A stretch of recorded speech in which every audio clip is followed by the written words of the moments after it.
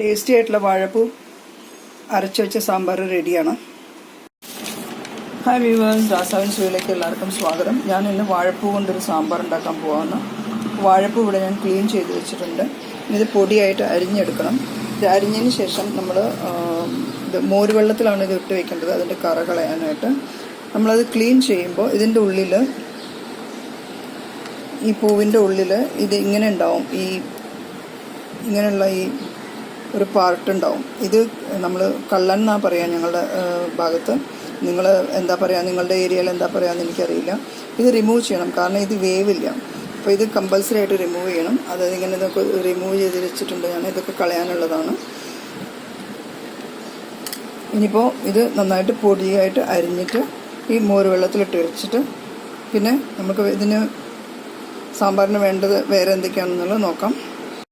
വാഴപ്പൂ നന്നായിട്ട് കഴുകിയിട്ട് വെള്ളം ഒഴിച്ചിട്ടുണ്ട്, മഞ്ഞൾപ്പൊടി ഇട്ടിട്ടുണ്ട്.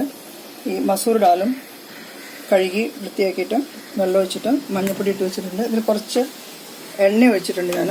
എണ്ണ എന്തിനാണ് ഒഴിക്കുന്നത് വെച്ചിട്ടുണ്ടെങ്കിൽ ഇത് പൊങ്ങി വരില്ല, അപ്പോൾ അതിന് വേണ്ടിയിട്ടാണ് അത് ഒഴിക്കുന്നത്. പിന്നെ വേറൊരു ടിപ്സ് എന്താണെന്ന് വെച്ചിട്ടുണ്ടെങ്കിൽ, നമ്മൾ കുക്കർ വയ്ക്കുമ്പോൾ കുക്കറിൻ്റെ ഈ വിസിലിൻ്റെ ഈ ഭാഗത്തുണ്ടല്ലോ കുറച്ച് എണ്ണ ഒഴിച്ച് കഴിഞ്ഞിട്ടുണ്ടെങ്കിൽ ഇത് പൊന്തി വരില്ല, പിന്നെ ഇത് അടയില്ല. അപ്പോൾ ഇത് ഞാൻ കുക്കറിൽ ഇങ്ങനെ വേവിക്കാനായിട്ട് വെച്ച് കഴിഞ്ഞു. ഒരു 4-5 വിസിൽ വെച്ചിട്ട് നമ്മളിത് വേവിച്ചെടുക്കാം. പിന്നെ അരയ്ക്കാൻ എന്താണെന്നുള്ളത് നോക്കാം. അരയ്ക്കാനായിട്ടൊരു 3 ടീസ്പൂൺ മല്ലി എടുത്തിട്ടുണ്ട്, ഒരു ചുവന്ന മുളക്. എരിവ് നിങ്ങളുടെ ആവശ്യത്തിന് മുളക് നിങ്ങൾ യൂസ് ചെയ്തോളൂ.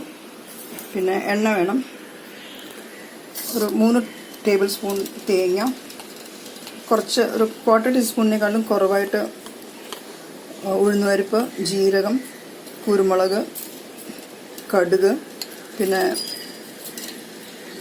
ഉലുവ, പിന്നെ 1 ടീസ്പൂൺ കടലപ്പരിപ്പ്, ഒരു ടീസ്പൂൺ കരിവേപ്പില.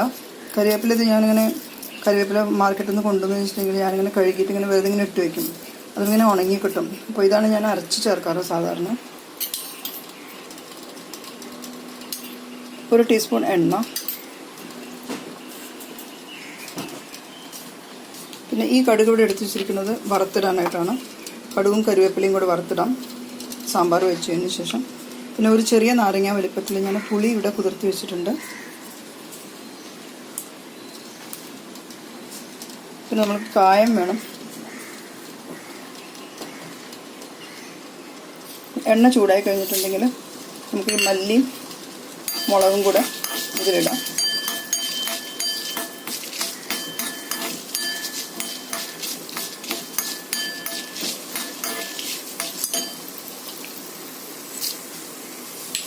കടലപ്പരിപ്പ്, ബാക്കിയുള്ള സാധനങ്ങൾ എല്ലാം ചേർക്കാം ഇതിൽ.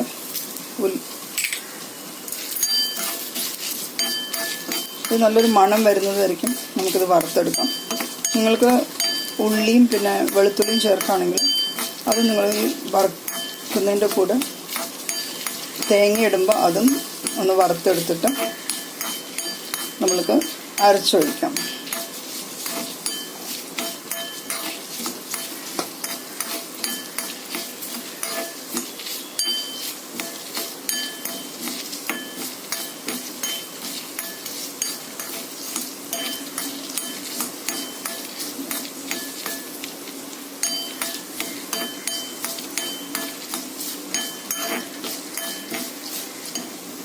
സാമ്പാറിന് വറുക്കുമ്പോൾ നല്ലൊരു മണം വരില്ലേ? ആ മണം വന്നു കഴിഞ്ഞു നമുക്ക് ഈ തേങ്ങയും പിന്നെ ഒരു പച്ചമുളകും ഞാനിതിലേക്ക് ചേർത്തിട്ടുണ്ട്.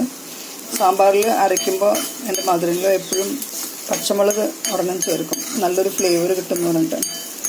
അപ്പോൾ അതും കൂടെ ഇട്ടിട്ട് നമ്മളിനി ഈ ഗ്യാസ് ഓഫ് ചെയ്യാം. ഈ ചൂടിൽ തന്നെ അത് നന്നായിട്ട് വറുത്ത് കിട്ടും. ഇത് തണുത്തതിന് ശേഷം നമ്മൾക്കിത് അരച്ചെടുക്കണം. ഈ സമയത്ത് നമ്മൾ കായപ്പൊടി, നല്ലൊരു നുള്ളു കായപ്പൊടി ഇതിൽ ചേർക്കാം.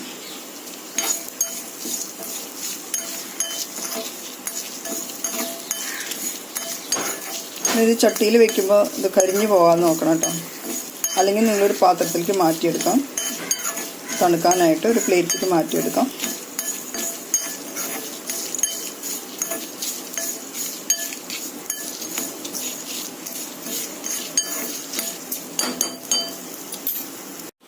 അരച്ചത് ഈ മൺപാത്രത്തിലേക്ക് മാറ്റിയിട്ടുണ്ട് ഞാൻ. ഇനിയിപ്പോൾ ഇതൊന്ന് ഈ മിക്സി ജാറ് കഴുകിയെടുക്കാനായിട്ട് ഈ പുളിയുടെ വെള്ളം ഉണ്ടല്ലോ അത് ഇതിലേക്ക് ഒഴിച്ചിട്ട് ഇത് നന്നായിട്ട് കഴുകിയിട്ട് ഇതിലേക്ക് ചേർക്കാം. പിന്നെ ഒരു കഷ്ണം ശർക്കര എടുത്ത് വെച്ചിട്ടുണ്ട്, ആ ശർക്കര ഇതിലേക്ക് ചേർക്കാം. ഇത് അടുപ്പത്ത് വെച്ചിട്ട് ഇപ്പോൾ കുക്കർ പ്രഷർ താന്നു കഴിഞ്ഞിട്ടുണ്ടെങ്കിൽ ആ വേവിച്ച് വെച്ച ഇത് വാഴപ്പൂവും പരിപ്പും കൂടെ ഇതിലേക്ക് മിക്സ് ചെയ്തിട്ട് നന്നായിട്ടൊന്ന് തിളപ്പിച്ചെടുക്കാം നമുക്ക്.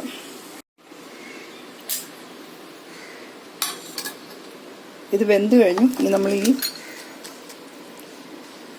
വാഴപ്പൂ വേവിച്ചത്, പരിപ്പ് വേവിച്ചത്, അരച്ചത് എല്ലാം കൂടെ മിക്സ് ചെയ്യണം. മിക്സ് ചെയ്തിട്ട് ഇതൊന്ന് തിളപ്പിക്കണം. പുളി ഒഴിച്ചിട്ടുണ്ടല്ലോ അതിൽ നമ്മൾ.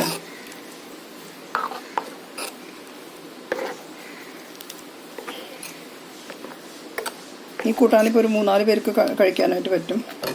ഇതിൽ ഉപ്പ് ചേർത്തിട്ടില്ല, 1 ടീസ്പൂൺ ഉപ്പ്. കുറച്ചുകൂടെ വെള്ളം വേണം. വളരെ കട്ടിയായിട്ടുണ്ട് സാമ്പാർ. കുറച്ചുകൂടെ വെള്ളം ഒഴിക്കാൻ പോവാണ് ഞാനിതിൽ. സാമ്പാർ നന്നായിട്ട് തിളച്ച് തുടങ്ങി. കടുക് വറുത്തിടാനായിട്ട് എണ്ണ ചൂടാക്കിയിട്ടുണ്ട്.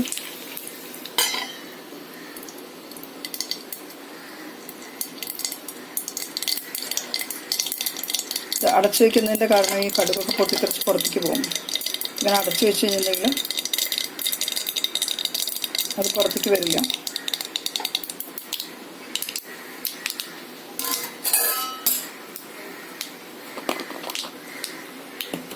ഇതിലേക്ക് ഒരു 1/2 ടീസ്പൂൺ കശ്മീരി ചില്ലി പൗഡറും ലേശം വെള്ളം ഒഴിച്ചെടുക്കാം. ഗ്യാസ് ഓഫ് ചെയ്ത് കഴിഞ്ഞു.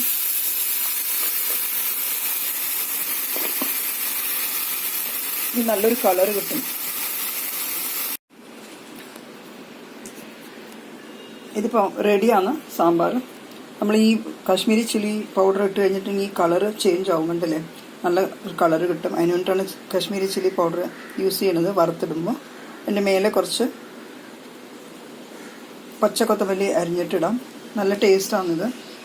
നിങ്ങൾ ഉണ്ടാക്കി നോക്കൂ. എന്നിട്ട് നിങ്ങളുടെ കമൻറ്റ്സ് ചാനലിൽ പോസ്റ്റ് ചെയ്യുക. ഇഷ്ടമായിട്ടുണ്ടെങ്കിൽ സബ്സ്ക്രൈബ് ചെയ്യുക, ലൈക്ക് ചെയ്യുക, ഷെയർ ചെയ്യുക, കമൻറ്റ് ചെയ്യുക. ഇനിയൊരു നല്ലൊരു വീഡിയോ ആയിട്ട് വരുന്നതായിരിക്കും. നന്ദി, നമസ്കാരം. Eat healthy, stay healthy.